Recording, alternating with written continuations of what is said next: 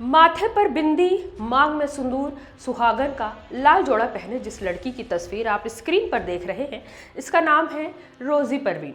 रोजी परवीन ने एक हिंदू लड़के से प्यार किया, उसके लिए अपना धर्म तक बदल लिया, पूजा पाठ करने लगी, व्रत करने लगी। वही पति अब रोजी परवीन को छोड़कर फरार हो चुका है। रोजी परवीन अपने प्रेमी को ढूंढते हुए उसके घर भी पहुंच गई। घर वालों को बताया कि उनके बेटे ने रोजी से शादी भी की है, लेकिन कोई भी रोजी परवीन को घर में रखने के लिए राजी नहीं हुआ। 12 साल पहले प्यार के लिए धर्म बदलकर मुस्लिम से हिंदू बनी लड़की को उसका प्रेमी और उसके घर वाले साथ रखने के लिए तैयार नहीं है। हिंदू लेके हम पीछा हटते थे, बहुत पीछा हटते थे, इसलिए कि हम एक मुस्लिम लड़की थे, हम बहुत हटे पीछा हटने के चक्कर में हमको लड़का हाथ काट लेना, ही कर लेना, वो कर लेना, धमकी देना, बात करो। जब हम बात किए तो मेरा मौका से फायदा उठा लिया। वैलेंटाइन डे के दिन रोजी पुलिस के साथ अपने प्रेमी के घर पहुंची और कहा कि मंतेश ने मुझसे शादी की है, मुझे उसके साथ ही रहना है, लेकिन उसके घर वाले राजी नहीं हुए। मौके पर मौजूद महिला थाने की पुलिस ने लड़के को खोजने की कोशिश भी की, लेकिन वो मिला ही नहीं। वो रोजी को छोड़कर फरार हो चुका है।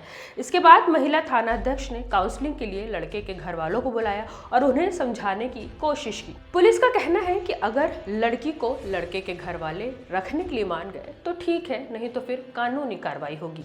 बेगूसराय के फुलवरिया थाना क्षेत्र के बारो की रहने वाली रोजी परवीन लाल जोड़े में हाथ में आवेदन लेके महिला थाने पहुंची और अपनी पूरी कहानी बताई।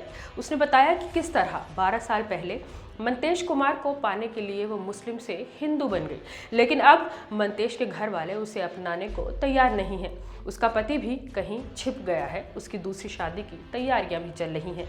रोजी का कहना है कि पुलिस के पास जाने से पहले वो अपने पति के घर गई थी। उसकी माँ और उसके परिवार को पूरी कहानी भी सुनाई, लेकिन ससुराल वाले मुझे रखने के लिए तैयार नहीं हुए। रोजी परवीन का कहना है कि मैंने पहले मंतेश से कोर्ट मैरिज की, उसके बाद मंदिर में पूजा पाठ के बाद शादी भी की। मैं पिछले 12 साल से हर करवा चौथ पर मंतेश के लिए व्रत भी रखती हूँ, मेरे पास सारे सबूत हैं, लेकिन फिर भी मंतेश के घर वाले मुझे रखने को तैयार नहीं हैं। रोजी ने बताया कि 2012 में दरोगा की तैयारी कर रही थी। 7 अक्टूबर 2012 को मेरे चाचा की शादी थी। मंतेश मेरे मामा का दोस्त है और इसी वजह से वो मेरे चाचा की शादी में आया था।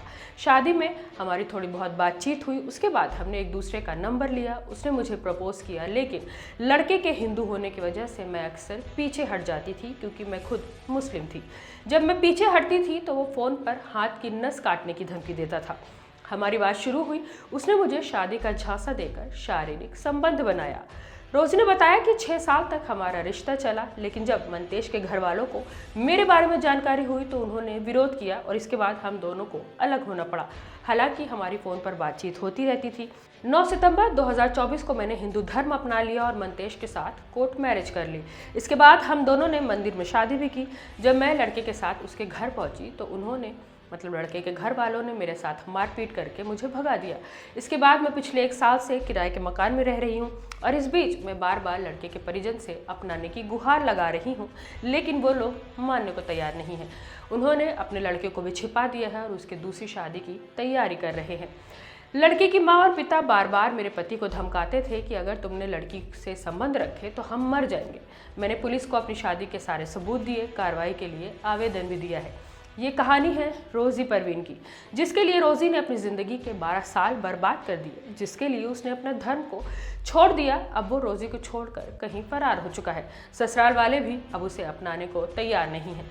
ये कहानी सिर्फ रोजी की नहीं है। हिंदुस्तान में ऐसी बहुत सारी लड़कियां हैं जो प्रेम मोहब्बत के जाल में फंसकर अपने घर से भाग तो जाती हैं, धर्म परिवर्तन भी कर लेती हैं, लेकिन कुछ वक्त के बाद जब लड़के का दिल भर जाता है तो वो लड़की को छोड़कर फरार हो जाता है और फिर रोजी की तरह ही लड़कियां दर दर की ठोकरें खाती हैं, पुलिस की मदद मांगती फिरती हैं। इन्हें सामाजिक बहिष्कार का भी सामना करना पड़ता है। लेकिन जब ये मामला उल्टा होता है, यानी जब लड़की हिंदू हो और लड़का मुसलमान होता है, तो इसे लव जिहाद का नाम दे दिया जाता है। मुस्लिम लड़कों को हिंदू महिलाओं को फंसाकर धर्म परिवर्तन कराने के केस में भी फंसा दिया जाता है। गुजरात, झारखंड, उड़ीसा, उत्तराखंड, हिमाचल प्रदेश, अरुणाचल प्रदेश और छत्तीसगढ़ में भी इसके लिए सख्त कानून है और अब महाराष्ट्र की भाजपा सरकार भी लव जिहाद और जबरन धर्मांतरण जैसे मामलों के खिलाफ कानून बनाने की तैयारी कर रही है। मैं हूं रूबा अंसारी और आप देख रहे थे मिल्लत टाइम्स।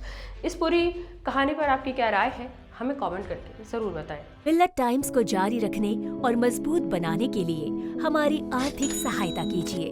ये एक आजाद मीडिया हाउस और कमजोरों की आवाज है। आप हमें देखें, सुने, पढ़ें और हर महीने ज्यादा नहीं, सिर्फ 100 रुपए से मदद करें। डिटेल्स डिस्क्रिप्शन में मौजूद हैं।